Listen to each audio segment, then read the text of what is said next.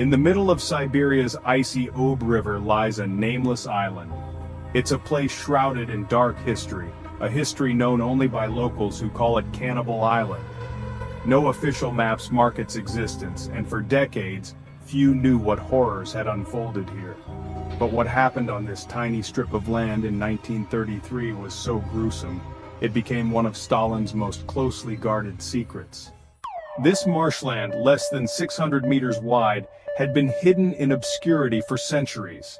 Then, in May of 1933, it was abruptly transformed into one of Stalin's most brutal labor camps, a place where thousands of prisoners, many of them innocent, were forced to fend for themselves in conditions that would ultimately push them to the unimaginable. To understand what happened on Canibal Island, we have to go back to 1929. Stalin had recently come to power and was determined to force the Soviet Union into industrialization. He announced a radical new policy: collectivization. This meant peasants across Soviet lands were forced to give up their farms and work on massive state-run collective farms. Anyone who resisted became an enemy of the state, labeled a kulak, and marked for exile. For Stalin, this wasn't just a policy, it was a purge. Through what he called dekulakization, entire families were uprooted, imprisoned, or executed simply for opposing collectivization. Across Ukraine and Russia, peasants resisted in any way they could, destroying their tools, burning their crops, slaughtering their animals. But Stalin responded ruthlessly. Thousands were executed, and even more were packed into the Gulag camps that spread across the Soviet Union like a dark web. By 1932, the Soviet Union was in crisis. Stalin's policies had created a famine so severe it starved millions, especially in Ukraine. The gulags, already overcrowded, couldn't hold the flood of new prisoners. What Stalin needed was a new solution, a way to manage his perceived enemies while simultaneously using them to fuel his collectivization goals. Enter Genrikh Yagoda, a high-ranking Soviet official and the soon-to-be head of the NKVD, Stalin's infamous secret police. Yagoda proposed a solution that combined punishment with forced labor.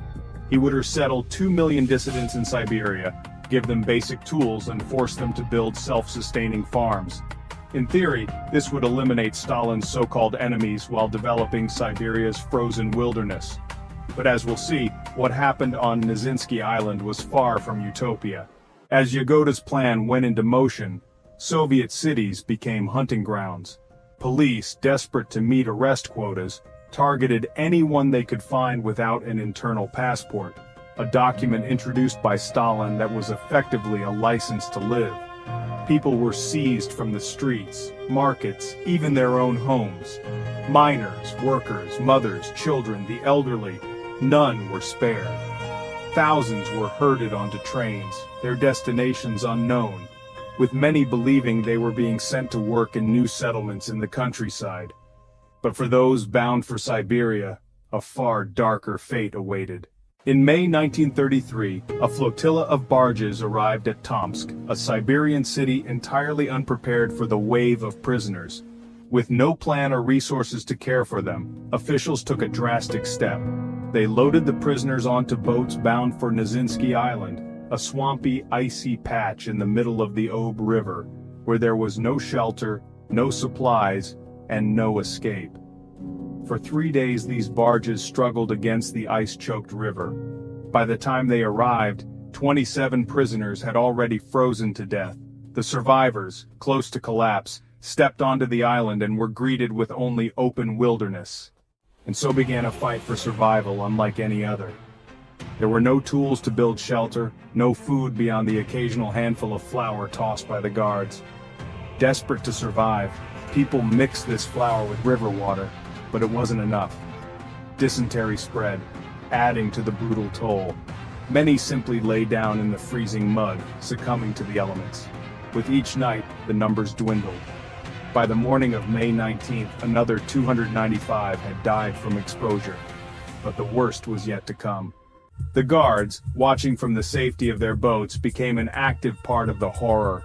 Drunk and indifferent, They would throw scraps of bread into the crowd just to watch the starving prisoners fight each other for a bite. Young women were forced into horrific exchanges, giving up whatever they could for a crumb of food. For many, the only escape was through the icy waters of the Ob River. But those who tried were often shot by guards, who even hunted some down in the forest as a form of sport. By May 25th, the situation had reached a breaking point. Starvation and disease had ravaged the prisoners, and desperation led them to a place most of us can barely imagine. Cannibalism took hold. Those strong enough began hunting the weaker prisoners for flesh, turning this cold island into a scene of nightmarish horror. One prisoner later testified, "It was very simple. We cut the bodies into pieces, put the meat on skewers, and roasted it over the fire." Another described targeting those who were almost dead, believing they were easing their suffering by killing them first. A young girl from a nearby village came to the island during this time and witnessed a scene she would never forget. She saw prisoners tied to trees, their flesh being cut away by others desperate to survive. The girl's words echo the madness. They tied her to a tree and cut off everything they could eat. She was still alive when they cut her free, but she didn't survive long. By June, word of the horrors on Nazinsky reached a local communist instructor, Vasily Velichko. Determined to uncover the truth, he traveled to the island in August. At first, he found nothing unusual, just tall grass and quiet marshes. But as he walked, he found bodies hidden beneath the undergrowth, half-eaten remains lying in plain sight. Velichko documented everything he saw in an 11-page report, a testament to the sheer scale of what he described as a nightmare created by Soviet neglect and cruelty. But Velichko's report, rather than inspiring justice, was buried. Soviet officials were reluctant to confront the atrocities of Canibal Island, and so the report was classified as top secret and hidden in archives. Velichko was fired from his job, his investigation erased from official history. The guards who had overseen the island's horrors were punished, but lightly. Most only served a year in prison. The surviving prisoners were relocated, but the memories of what they had endured lingered in Siberia's cold winds. For decades, the events on Canibal Island remained hidden, whispered about only among local Siberians. It wasn't until the 1990s, after the fall of the Soviet Union, that Velichko's report was finally uncovered. Today, a simple wooden cross stands on Nazinsky Island, a tribute to those who suffered here.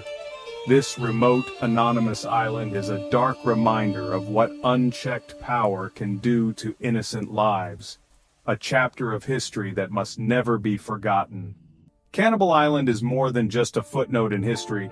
It's a testament to the depths of human suffering, and a cautionary tale about the dangers of power used without mercy. It stands as a memorial, not just for the people of Nazinsky, but for the countless others who were silenced by Stalin's